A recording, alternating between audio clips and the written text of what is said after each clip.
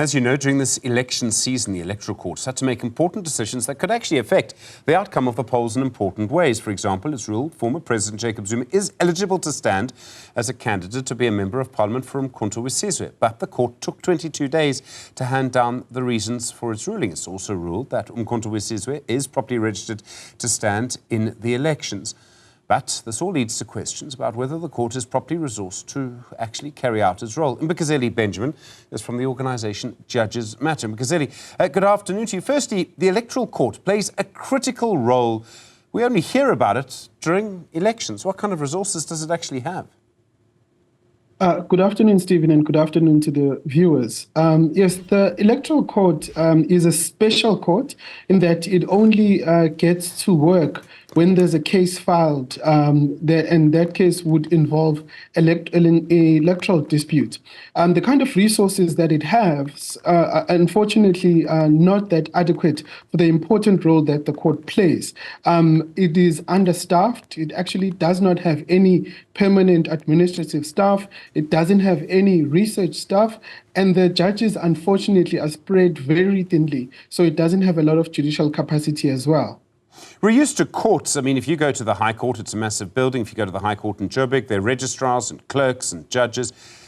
They have resources. Do the Electoral Court, I mean, do they have clerks and things like that? Or is it all run in a different way? So the Electoral Court is run in a slightly different way in that it's an ad hoc court. So it is only brought to existence as and when it is meant to function. Traditionally, it has operated out of the Supreme Court of Appeal in Bloemfontein, but it can actually operate anywhere in the country. We've seen it work also in Johannesburg.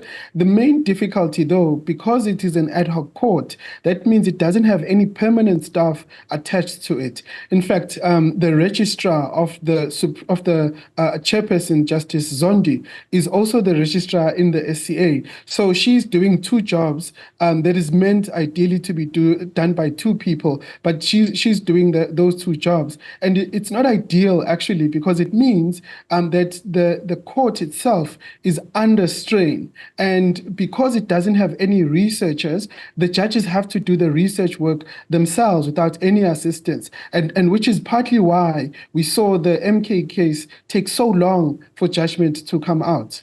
It's also, I mean, we know over time judges build up expertise and experience in certain fields of law. There's often a conversation around whether, for example, the judges and the Constitutional Court have between them all the sort of special knowledge that you might need in labour law or competition law, some business laws, for example. I would imagine this is particularly important for an electoral court. Certain judges will start to build up that experience, but the same goes for clerks and all the other machinery around them. You need a group of people who kind of know how elections work. Yes, absolutely. And elections law on its own is quite a niche area of law.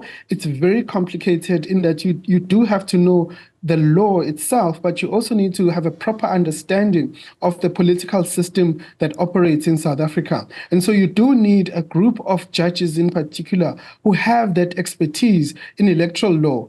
And unfortunately, we haven't built a lot of that experience. A lot of the current members of the Electoral Court have only been appointed in the last 2 years. And in fact, this is their first major election that they are going to be adjudicating in the Electoral Court. So we don't have a lot of that expertise and experience, and which is why sometimes retired judges are brought in to help bolster that experience. What kind of intervention do you think we need to make here? I mean, can we get money from other parts of the legal system? Does the National Treasury need to look at making a sort of special budgetary allocation in years in which there are elections? So, you know, whenever there are local elections and when there are national and provincial elections? Yes, absolutely, Stephen. I think even for the election that is now almost a month away, there needs to be immediate action to help strengthen the capacity of the Electoral Court. I would suggest that registrars and other staff be seconded to the Electoral Court in the period leading up to the election, because unfortunately we can't wait 22 days for the election outcome to hear, because it is only the Electoral Court that may decide the number of votes if there's a dispute over the vote vote count. So we need that capacity built in. We need Treasury to allocate a special budget to the Electoral Court, just like they do to the Electoral Commission ahead of elections. For the long term, though, the JSC, the Minister of Justice, the Chief Justice, needs to come together to properly capacitate the Electoral Court for future elections, because our democracy hangs in the balance.